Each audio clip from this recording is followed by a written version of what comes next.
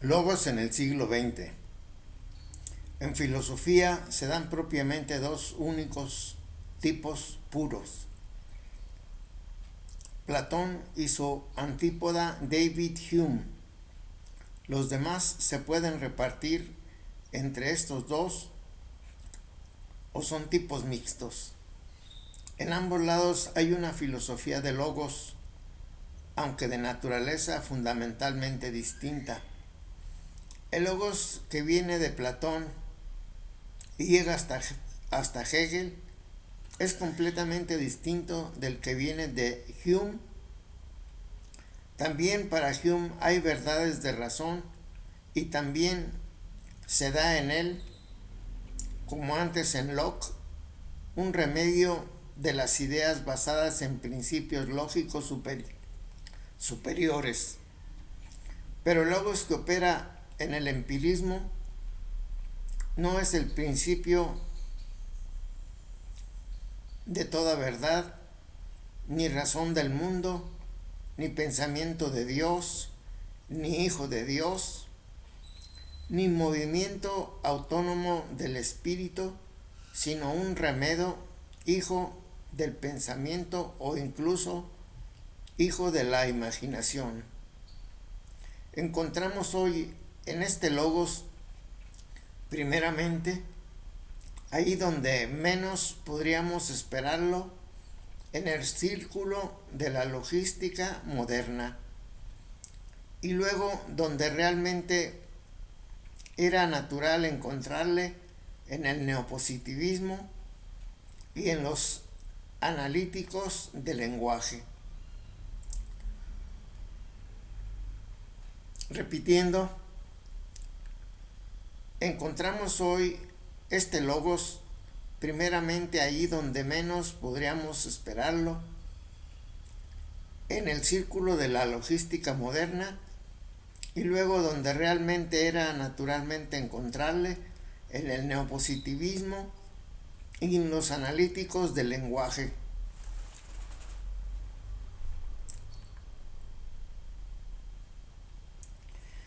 Los pensadores que le dan forma distintiva son G. Frege, nacido en 1846 y muerto en 1925; L. Couturant, nacido en 1868 y muerto en 1914; Louis Wittgenstein, nacido en 1889 y fallecido en 1954; J. Lukasiewicz, nacido en 1878 y muerto en 1956; A. N. Whitehead, nacido en 1861 y fallecido en 1947; Bertrand Russell, nacido en 1884; H. Scholz, nacido en 1884; A. Tarski, nacido en 1902; R. Carnap, nacido en 1891; L. Prost, nacido en 1897; C. J. Lewis, nacido en 1883; H. B. Curry, nacido en 1900; P. Lorenzen, nacido en 1915, etc. Como la mayoría de los nombres lo muestra, desempeña los angloamericanos un papel predominante en el campo de la lógica. Whitehead y Russell escriben la obra que pone en marcha la lógica moderna, los Principia Mathematica de 1910. El norteamericano A. Church funda el Journal de Symbolic Logic 1936. Lewis y Curry descubren nuevos puntos de vista, numerosos emigrantes de Polonia, donde la lógica ha florecido siempre, de Alemania y de Austria, vienen a unirse a a ellos, trayendo una considerable aportación a la logística.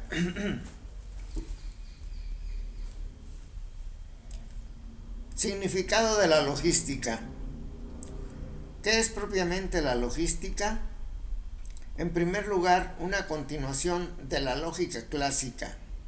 En primer lugar, repito, una continuación de la lógica clásica que se remonta hasta Aristóteles. No hay entre ambos movimientos la incompatibilidad que se ha dicho a veces. La vieja lógica incluyó también en cierto formalismo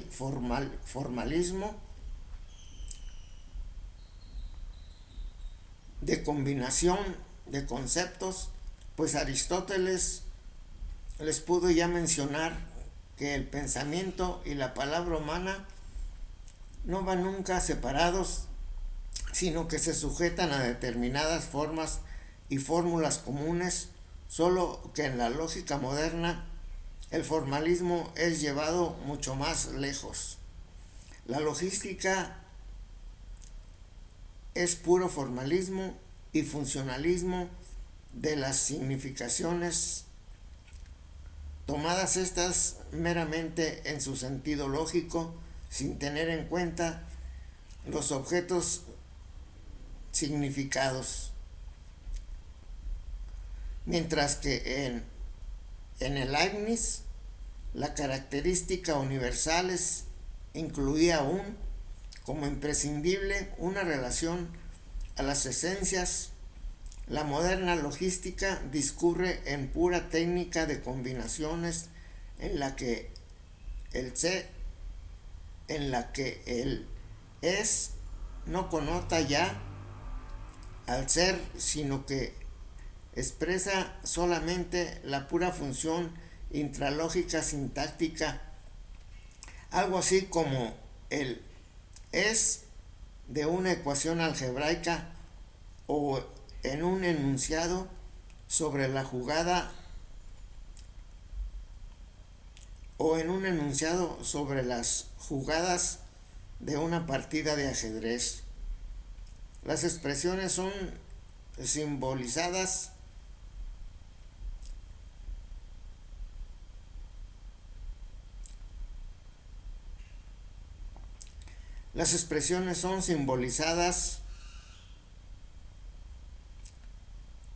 lo mismo que en el álgebra y pueden modelarse mecánicamente. Se puede, por decirlo así, hacer con ellas manipulaciones de cálculo, conocer es aquí, y si se quiere aún llamar a esto conocer, un configurar preestablecido según determinadas reglas de juego, manejando determinados contenidos de conciencia, una especie de algoritmo. En Platón del último periodo quiso a través de los números abrirse camino a las especies, a las esencias, porque también él, como los pitagóricos, vio en el número un principio metafísico del ser. Mas ahora las relaciones numéricas tienen un poco sentido metafísico, como por ejemplo el enunciado de que un metro tiene 100 centímetros. Esta verdad es pura convención y de este estilo son todas las verdades y las matemáticas las primeras. Russell cree que las matemáticas son tan solo el arte de decir lo mismo con otras palabras. Problemática de la logística.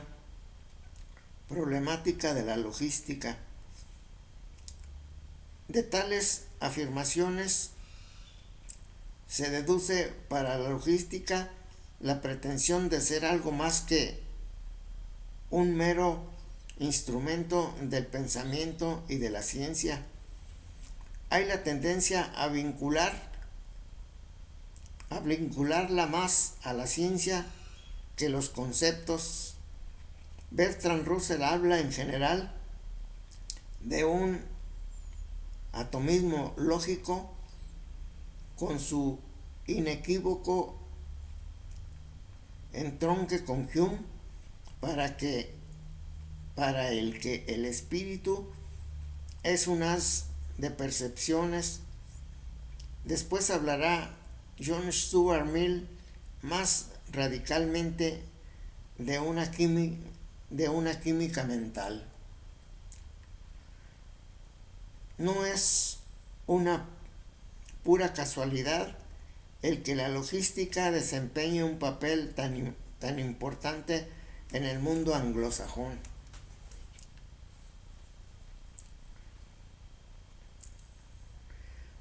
Responde a una necesidad creada como consecuencia del empirismo de Hume.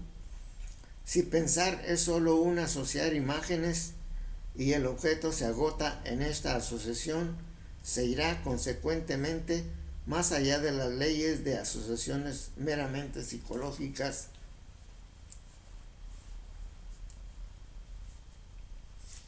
Más allá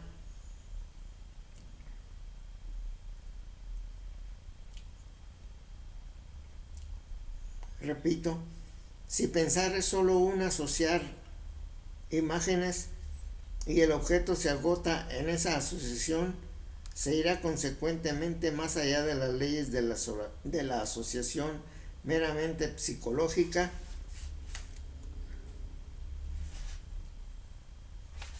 De la pura lógica, hasta otras posibilidades de asociación igualmente psicológicas, y se desarrolla así un arte de puro cálculo lógico. Ahí está justamente la conexión con Hume, que no se veía tan clara al principio. La logística no necesita en realidad acudir expresamente a Hume, pues la influencia de este era aún viva. También en ese terreno, en el ámbito del pensamiento inglés, y la nueva lógica crece ahí como en su suelo propio. Kant afirmó que la lógica no había podido hacer ningún progreso sustancial desde Aristóteles, pero en la logística ha hecho progresos tan considerables que se ha convertido en una disciplina independiente de la que cabe preguntarse si pertenece aún a la filosofía. De hecho, su utilización se extiende a cosas muy distintas como la matemática, la física, la economía, la cibernética y la estrategia. Vuelve a ser propiamente filosofía en la metalógica, es decir, en la reflexión sobre sí misma. Cuando se pregunta por su sentido, sus fundamentos y sus límites, lo que para más de un logístico son solo pseudoproblemas. Podemos encontrar una bibliografía en Bohensky Mene, Grundrisse der Logik de 1961 y M. Bohensky, Formal Logik de 1958, H. Scholz, Geschichte der Logik 1931, G. Jacobi, Die Ansprüche der Logistiker auf der Logik und ihre Geschichtsschreibung de 1962, Evandro Agazzi, La lógica simbólica, editado por Editorial Herder de Barcelona en 1967, Evandro Agazzi. Neopositivismo. Los hombres. La logística ha sido aceptada principalmente como era de esperar por los neopositivistas del Círculo de Viena. M. Schlick, nacido en 1882 y fallecido en 1936. O. Neurath, nacido en 1882 y fallecido en 1945. R. Carnap, nacido en 1891. H. Reichenbach, nacido en 1891 y fallecido en 1953. F. Frank, nacido en 1888. H. Feigl, nacido en 1902. K. Menger, nacido en 1902, etc. Durante algún tiempo pareció como si la logística se pusiera enteramente al servicio de la ideología neopositivista. Repito, durante algún tiempo pareció como si la logística se pusiera enteramente al servicio de la ideología neopositivista. Tesis fundamental del neopositivismo. Tesis fundamental. La tesis fundamental de todo positivismo, antes y después de Hume y Comte, es que la única fuente del conocimiento es la percepción sensible. El sentido de todo enunciado científico se agota en la descripción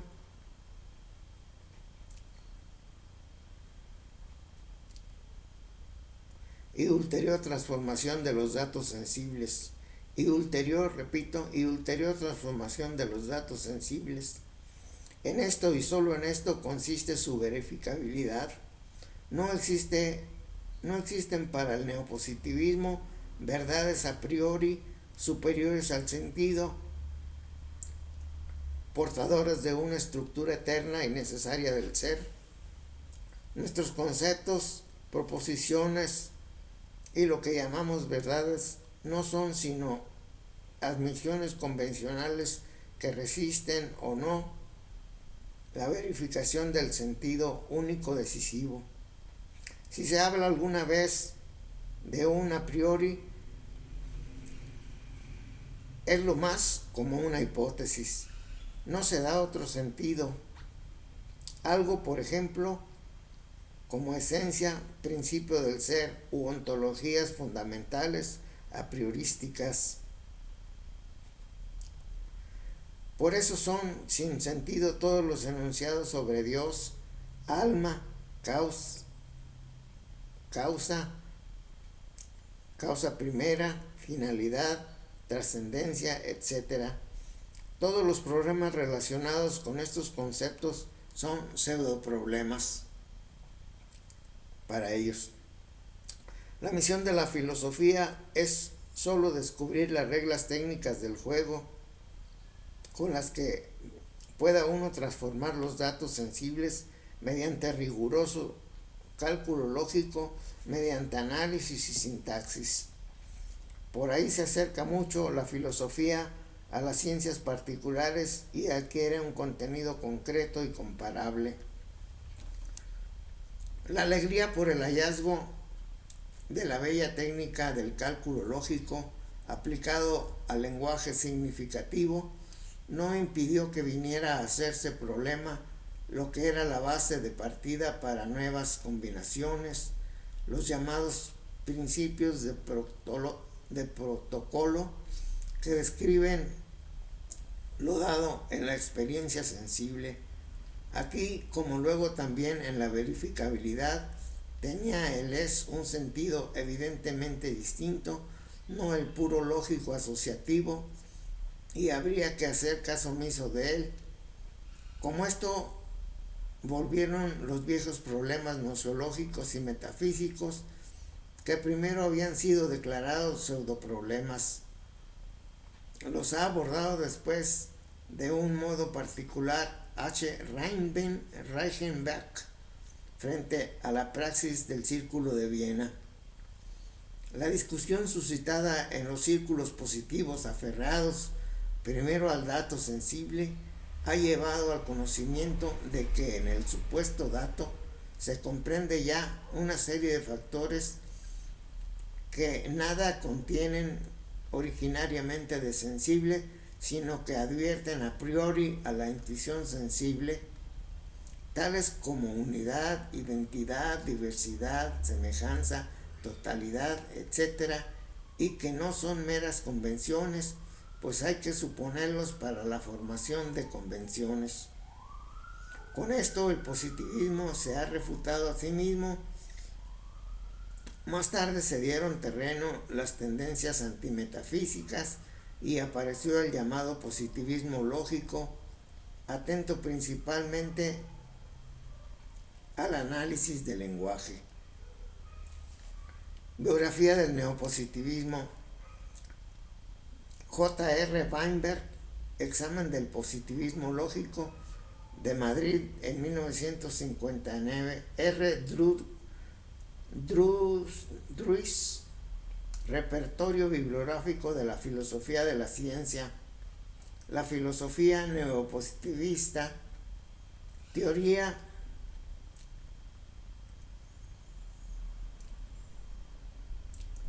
Frederick Copleston, filosofía contemporánea, estudios sobre el positivismo lógico y el existencialismo, Barcelona 1959.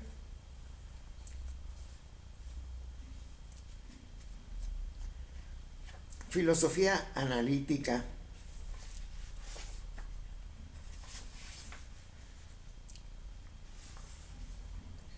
Filosofía analítica, análisis lingüístico.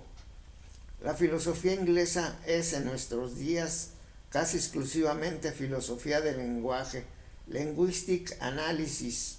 Sus filósofos dicen insistentemente que la filosofía no puede ser otra cosa que análisis del lenguaje. Se tienen por progresistas y se creen superiores a la filosofía anticuada de la metafísica y del espíritu. Son, si a mano viene, intolerantes contra la obligada disciplina del empuje que propugnan y que sabe hablar de tolerancia. Pero todo esto es cosa vieja y sabida desde Hume, quien estaba dispuesto a quemar todos los libros metafísicos, lo mismo que mucha palabrería de progreso en filosofía analítica, en sociología o en marxismo, puede no ser en realidad más que una reventa de productos confeccionados en los siglos XVIII y XIX. Las tendencias analíticas del lenguaje datan en Inglaterra desde antes de la fundación del Círculo de Viena. Sus raíces se hallan en el suelo del empirismo inglés. Fue en la Universidad de Cambridge donde brotan los nuevos impulsos en la dirección de una filosofía analítica. Repito, las tendencias analíticas del lenguaje datan en Inglaterra desde antes de la fundación del Círculo de Viena. Sus raíces se hallan en el suelo del empirismo inglés. Fue en la Universidad de Cambridge donde brotaron los nuevos impulsos en la dirección de una filosofía analítica. G.E. Moore, nacido en 1873 y fallecido en 1958, criticó el idealismo dominante en Oxford, en Inglaterra, seguramente, representado principalmente por F. H. Bradley, con argumentos que equivalían a una exigencia de conceptos claros y precisos, verificables en la experiencia. También Bertrand Russell elaboró su teoría del análisis lógico con anterioridad al Círculo de Viena.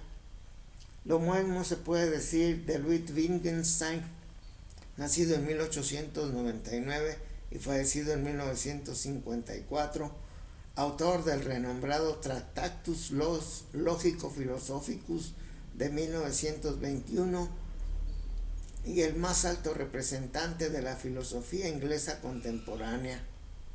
Oriundo de Austria, Wittgenstein tuvo decisivo influjo en el Círculo de Viena. Después, el mismo círculo influyó sin duda en los nuevos filósofos ingleses, máxime a través de los escritos de A.J. Ayer, nacido en 1910. Y el positivismo, en los analíticos del lenguaje análisis, desempeña un papel importante el neopositivismo o el positivismo lógico, como suele denominarse en Inglaterra, y de Russell también la logística, orientada en este mismo sentido, pero habrá que precisar el significado de la palabra positivismo.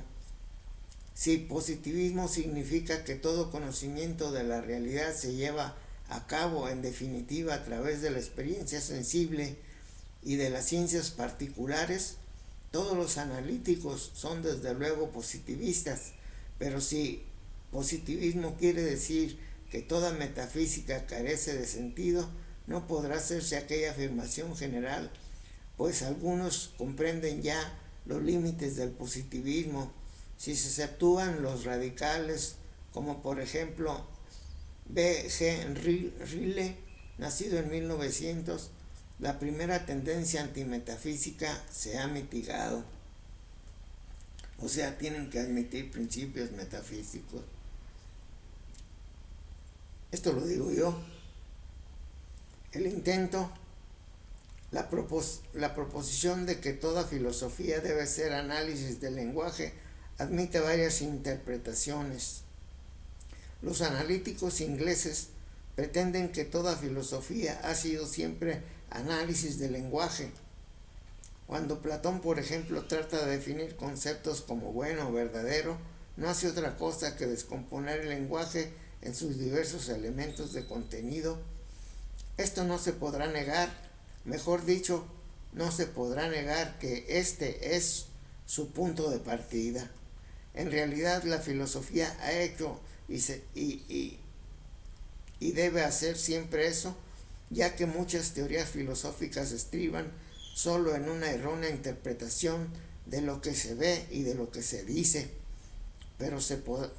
pero no podrán concederse que la filosofía no pueda encontrar verdades propias y que tenga que reducirse a reproducir lo que ya estaba contenido en el lenguaje. El análisis del lenguaje es, desde luego, un elemento indispensable del pensar filosófico y lo ha sido siempre. Frederick Copleston lo ha demostrado muy bien. Aduce el ejemplo analítico de las dos frases: a quien veo en la calle y a quien veo en la calle. A alguien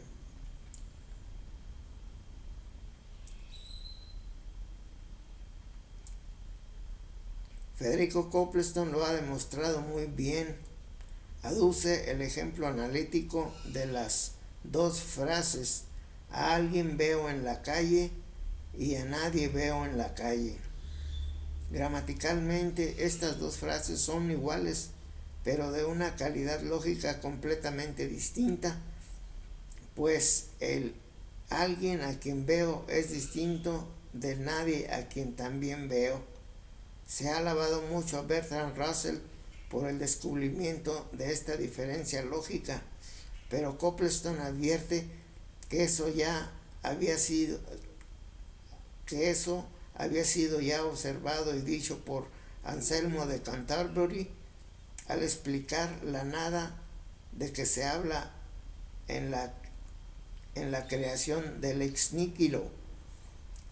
Esta nada es, según San Anselmo, de una naturaleza lógica distinta de los demás sustantivos. Solo una lamentable ignorancia de la historia de la filosofía hace atribuir con elogio este descubrimiento a Russell. El análisis del lenguaje se ha practicado siempre, solo que no se ha desorbitado su alcance hasta convertir, como ahora, lo que es un instrumento manual en la única filosofía posible. Los analíticos del lenguaje quieren sin duda trascender de estas generalidades a algo más especial y positivo. Se trataría de ciertas reglas científicas que en el futuro podrían dar a nuestras posiciones, que podrían dar a nuestras proposiciones un sentido verificable e inconfundible. Un concepto, por ejemplo, sería tan solo un signo inconfundible para designar, no penetrar cognitivamente ciertos objetos o clases de objetos. Un juicio sería designación precisa e inconfundible de relaciones existentes entre aquellos objetos. A estos habría que reducir el conocer humano. Es evidente que esta especie de juego de ajedrez es muy poco para expresar con ello lo que llamamos conocimiento.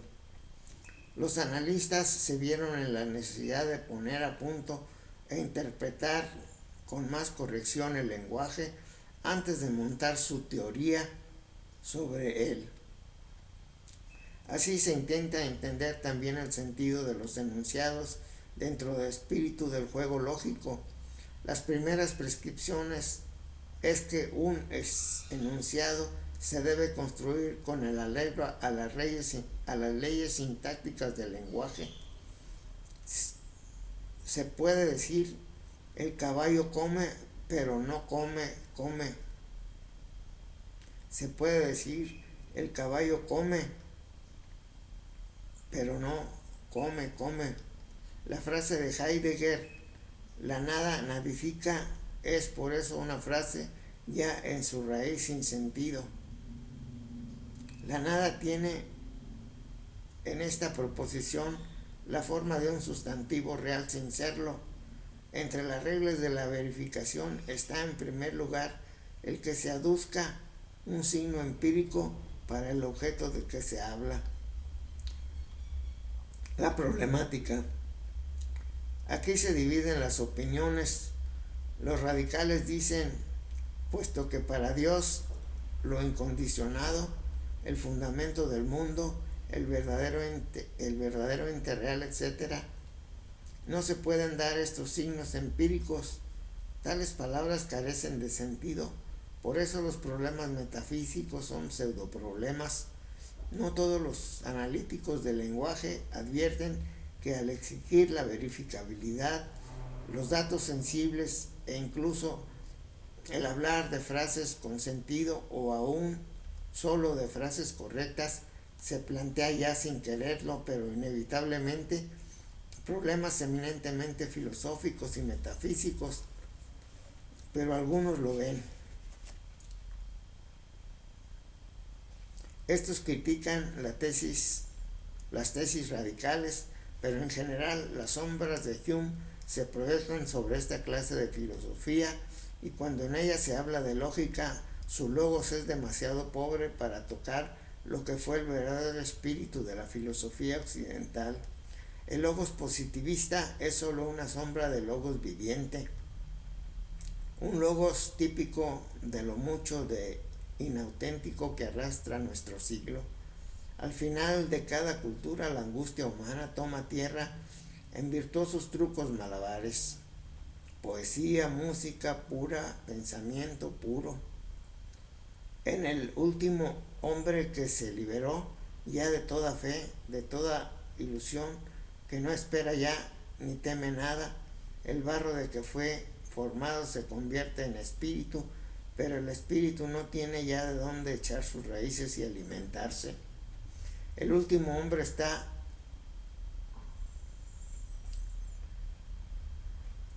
al desnudo. Todas las cosas se han convertido en palabras, todas las palabras en juegos musicales, y él está sentado ahora en el más apartado rincón de su soledad, entreteniendo un descomponer la música en ecuaciones matemáticas que permanecen mudas, según Kazantzakis, en una reflexión sobre la poesía de Mallarmé. El nihilismo que tiene ante los ojos Heidegger es consciente de los riesgos de nuestro siglo y quiere incluso ser creador.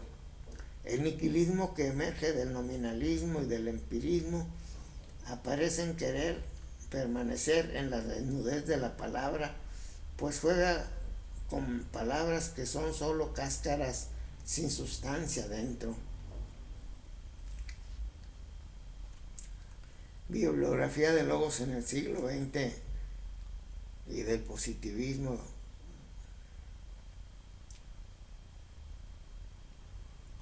Análisis del lenguaje. A.J. Ayer, Language, Truth and Logic, de 1946. Del mismo Ayer, The Foundation of Empirical Knowledge, de 1940. J. Riley, The Concept of Mind, de 1949. Wisdom, Other Minds, 1952. La filosofía analítica, textos de Apostle J. Austin, Eva Beth R. Hart, Wynne, Riley, Strawson, Hanson, Ball, William, de París, 1962. D. F. Peirce, The Natural Metaphysics, London, 1957. G. King, Ontologie and Logistische Analysis der Sprache, Untersuchungen zur zeitgenössischen Universalien Discussion, de Viena, 1966. Gellner, Palabras y Cosas, de Madrid, 1962. R. Harré, Teorías y Cosas, Editorial Herder, Barcelona, 1965.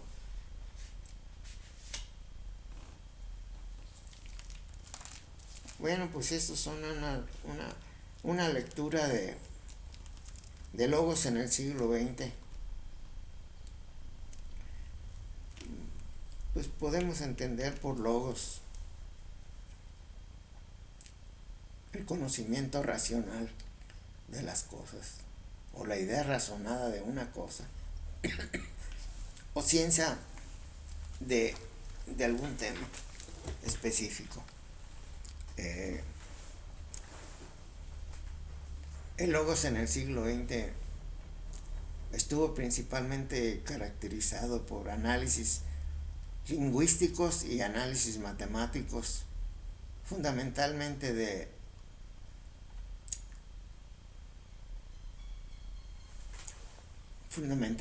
las matemáticas y del lenguaje. Tenía como pretensión afirmar que mediante el análisis del lenguaje se llegaba a un sistema mecánico, por decirlo así, del conocimiento, y distinguían muy bien el origen empírico de David Hume y el análisis lógico de Platón. Esto pues para un enfoque un poco más de más panorama, para tratar de entender el positivismo lógico, y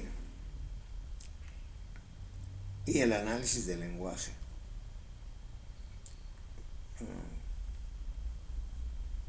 Hay que entender pues que el positivismo fundamentalmente pretendía seguir los pasos de David Hume, que todo conocimiento venía aportado por los sentidos, que cualquier preconcepción de una idea que fuera conocida previamente o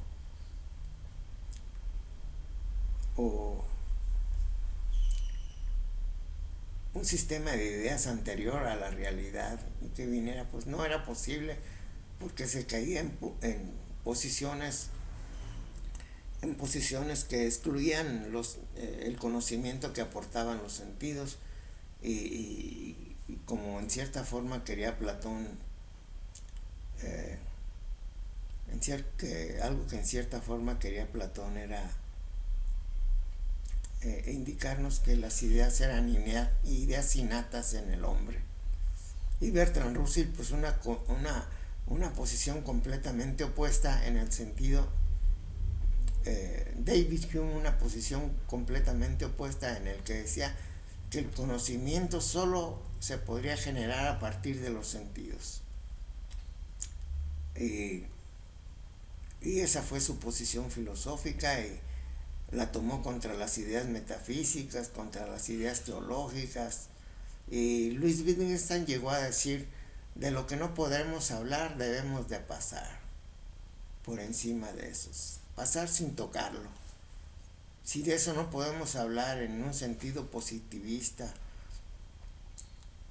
pues no podemos hablar de ello, sino hay que dejarlo pasar e ignorarlo prácticamente, ignorarlo en la práctica, porque un conocimiento, siguiendo los pasos de David Hume, Louis Wittgenstein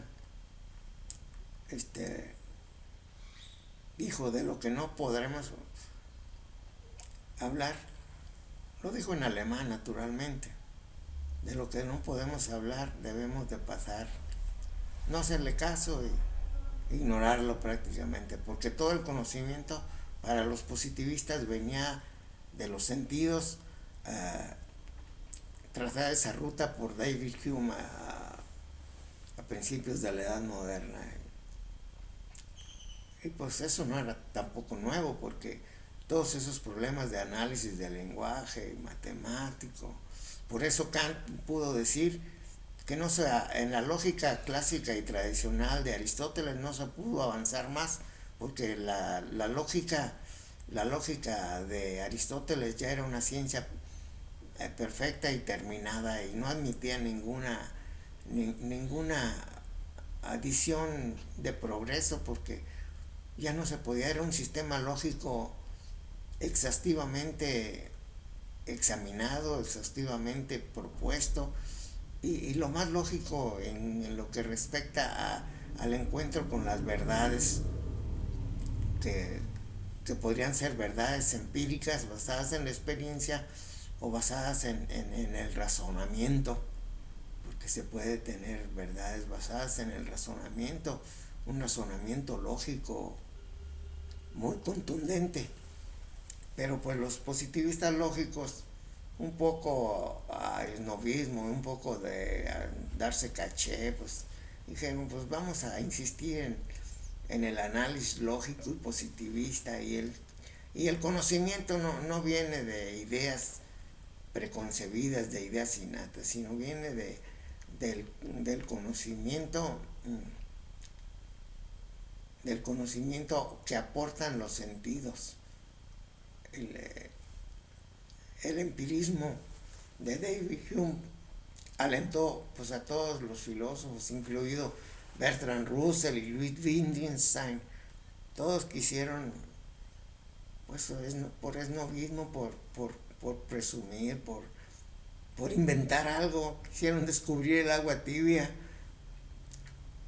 Pero pues todos esos análisis filosóficos y racionalistas y empíricos ya se habían tratado en la antigüedad, en la filosofía griega, por Sócrates, por Platón y Aristóteles, ampliamente, en un sentido muy exhaustivo, y que obligaron a Kant a decir: en la lógica no se puede avanzar más, porque la lógica, como la planteó Aristóteles, ya es perfecta, con la legitimidad de los conceptos, la legitimidad de las proposiciones, la legitimidad de los razonamientos, el análisis puro del lenguaje en todas sus facetas ya se había abordado en el Perihermeneias de Aristóteles, en un montón de tratados del propio Aristóteles que analizan exhaustivamente el lenguaje, porque pues era su ocupación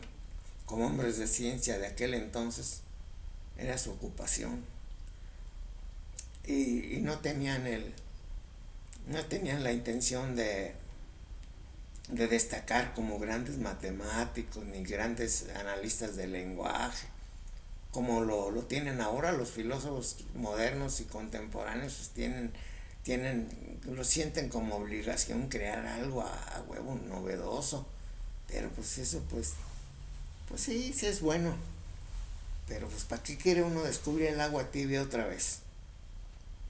Pues vamos a ver qué resulta de estos comentarios. Mi hijo me dice, oye papá, lees mucho, pues si no lee uno en los textos, ¿para qué chingados va a andar uno inventando cosas que no son? Hay que basarse en aquellos que ya trillaron un camino y que nos lo dejaron ya trilladito para que caminemos con seguridad, no sin falta de un análisis filosófico, sino nos dejaron un camino para que transitemos por él. Y si nuestro caminar crea de verdaderamente una innovación en la investigación de ese tema, pues va a florecer y la luz brilla por sí sola.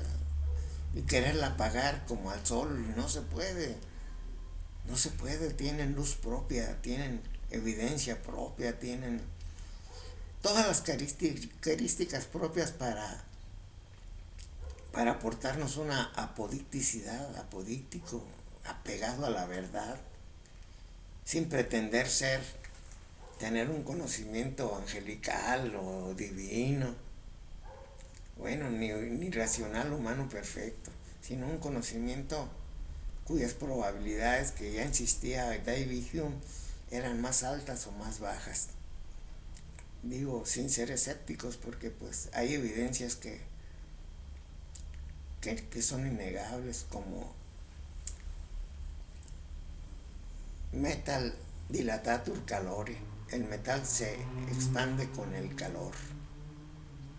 Y vamos a dejarlo así y continuaremos un poco más adelante, si Dios quiere.